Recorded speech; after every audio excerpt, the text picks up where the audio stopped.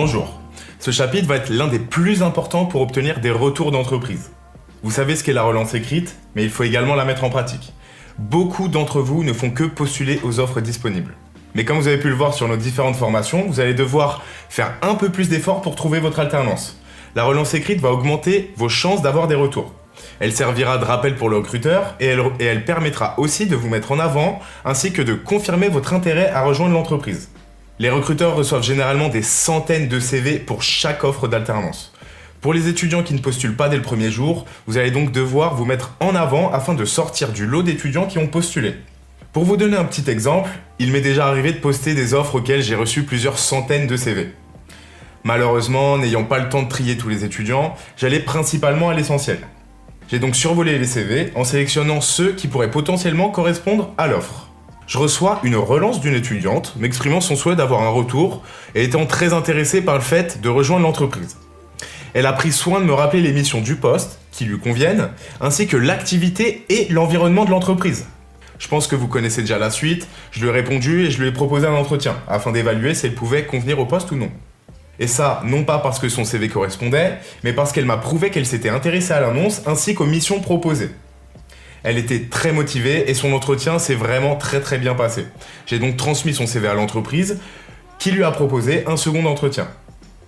Ne mettez jamais de côté la puissance des relances, car si ça fonctionne pour moi, ça fonctionnera également pour les autres recruteurs. C'est une des raisons pour laquelle nous insistons sur la rigueur nécessaire pour l'obtention d'une alternance. Si vous êtes rigoureux et constant dans vos recherches et que vous mettez en pratique tout ce qu'on vous enseigne dans cette formation concernant la recherche d'alternance, vous augmenterez grandement vos chances d'obtenir une entreprise d'accueil. Concernant cette formation, le tableau de candidature sera votre meilleur ami. Si vous le renseignez bien, vous pourrez effectuer des relances au bon moment pour pas exaspérer votre recruteur, mais plutôt l'intéresser. Alors pour ça, deux manières de faire, et vous pouvez faire les deux. 1. La relance par mail. Donc tout d'abord, on va voir le contenu nécessaire afin d'effectuer une relance qualitative. Un exemple sera disponible en description afin de vous aider à visualiser à quoi doit ressembler un mail de relance. Donc premier point, la personnalisation. Votre mail doit être personnel et ciblé selon votre interlocuteur, l'entreprise à laquelle vous postulez ainsi que les missions proposées. Pour ça, il suffit d'écrire le nom, prénom du contact si vous l'avez par exemple. Le nom de l'entreprise doit également être présent dans le mail, ainsi qu'une ou deux missions proposées afin de démontrer que vous êtes intéressé à l'annonce et que vous savez à quoi vous postulez. En deuxième, la taille du mail. Alors encore une fois, comme sur les CV, les pavés seront mal vus, d'accord ? Soyez précis, direct et percutant. Pas la peine de tourner autour du pot, faites quelques paragraphes, 3-4 maximum, avec 2 à 3 lignes.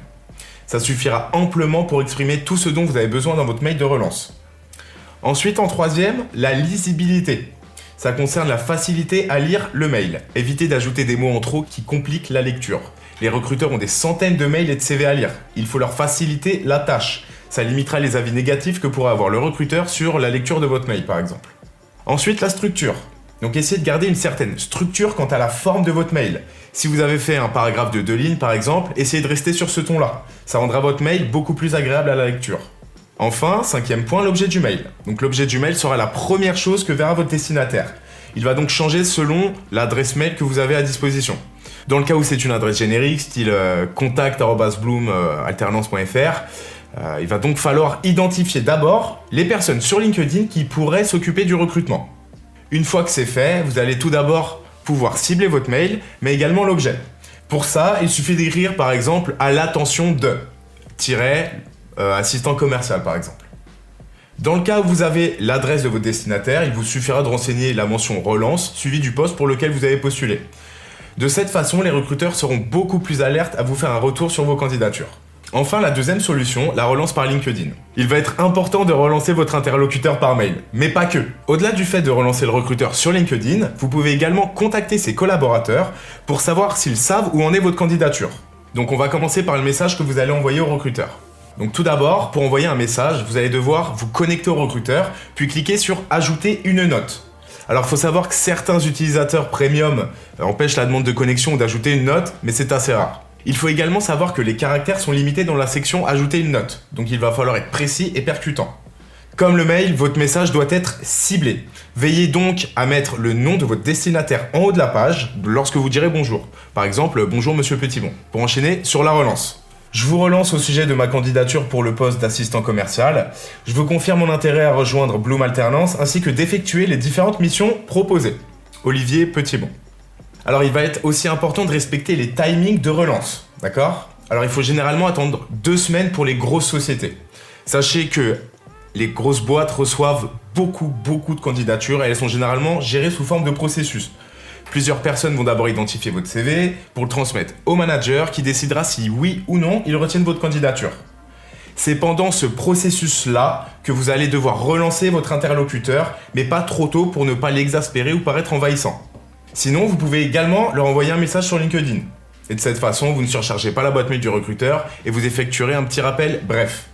De cette façon, le recruteur pourra soit faire avancer votre candidature, soit la transmettre de nouveau afin de relancer le manager, ou dans le pire des cas, laisser le processus suivre son cours.